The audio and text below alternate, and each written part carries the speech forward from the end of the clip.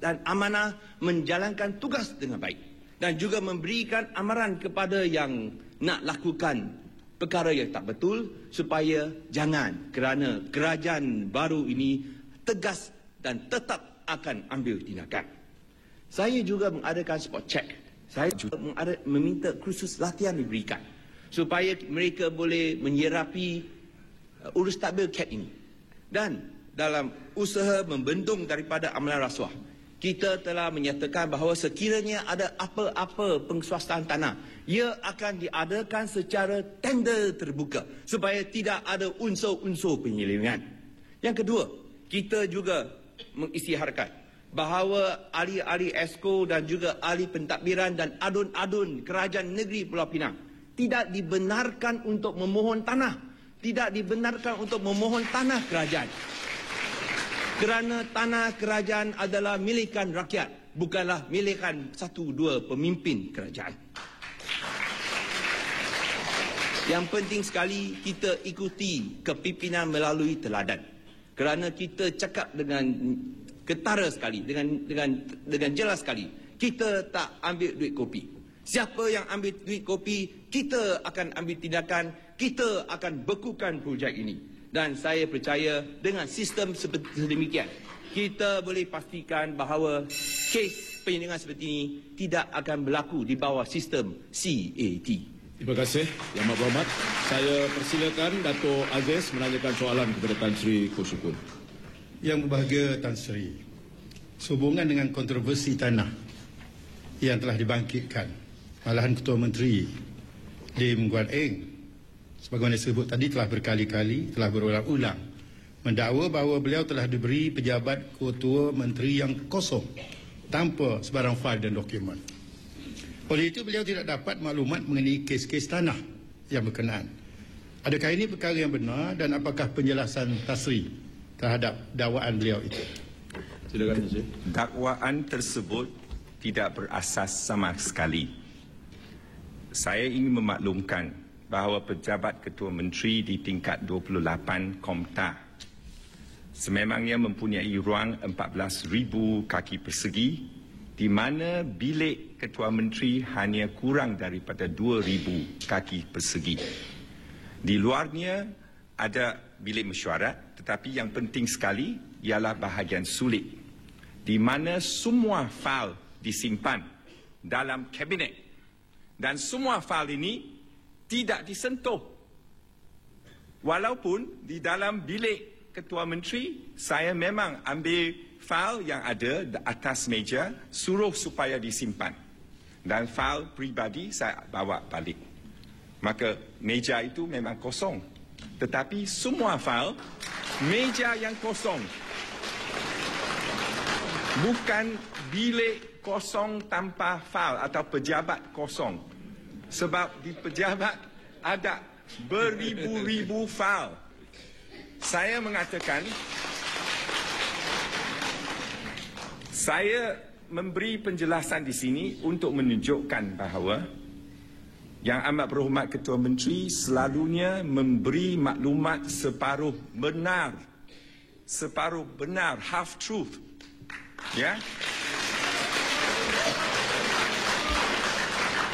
Dalam hal pejabat pun kena buat begitu. Saya sangat kecewa, ya. Dan itulah menunjukkan bahawa kalau tanpa fail, tanpa maklumat, ini merupakan tembak sebelum semak. Tembak sebelum semak.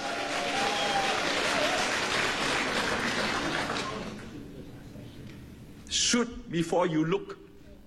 Okay?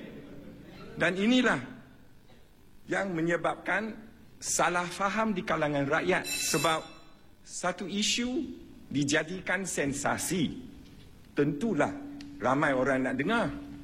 Ya, tetapi adakah ini adil?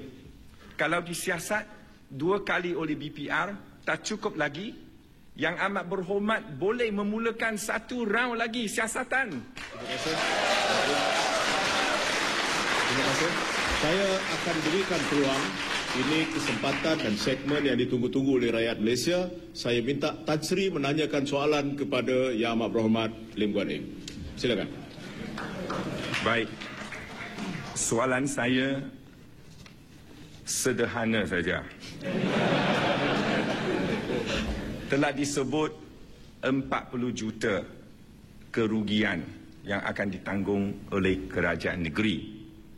Tetapi telah disebut juga bahawa pengusaha yang berkenaan sudi menerima pampasan cuma 1.8 juta ringgit.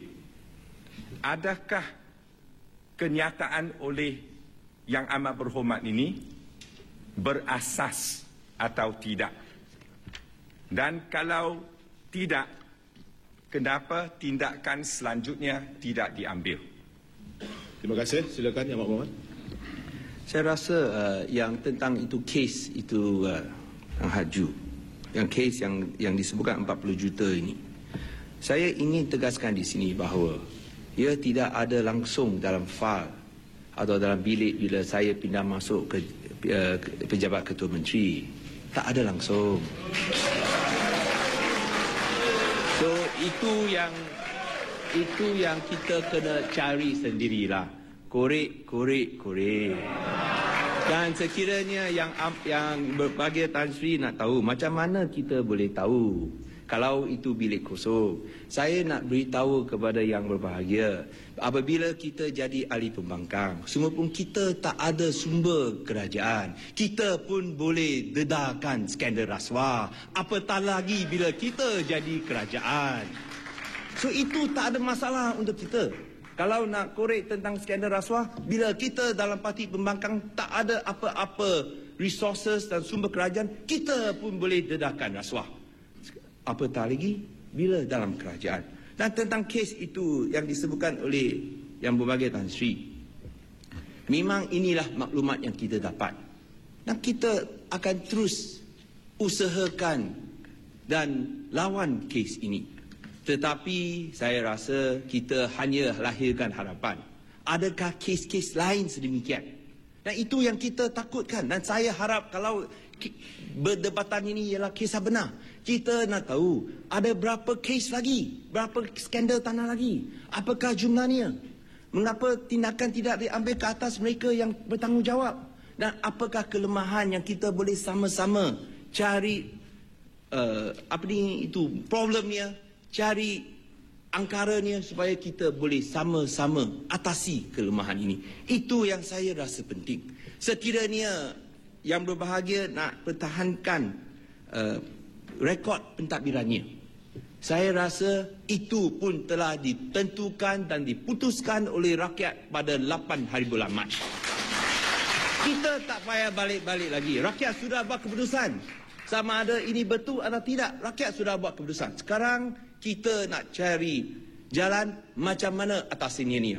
The fact of the question is, are we part of the problem or part of the solution?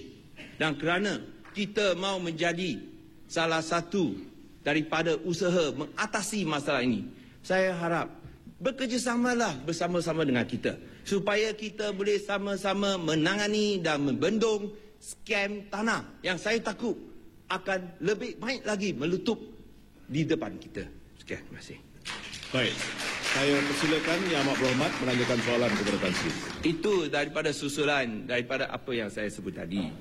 Saya hendak tahu daripada Yang Berbahagia, mengapakah tindakan amaran saya diberikan kepada pegawai terbabit? Mengapa pegawai tersebut tidak dipindah keluar ke jabatan lain? Dan pada masa yang sama, mengapa pula tanah diberikan kepada individu dalam kes 40 juta ringgit? Sungguh pun semua jabatan teknikal telah menentang. Tak ada satu yang menyokong. Mengapa semua menentang?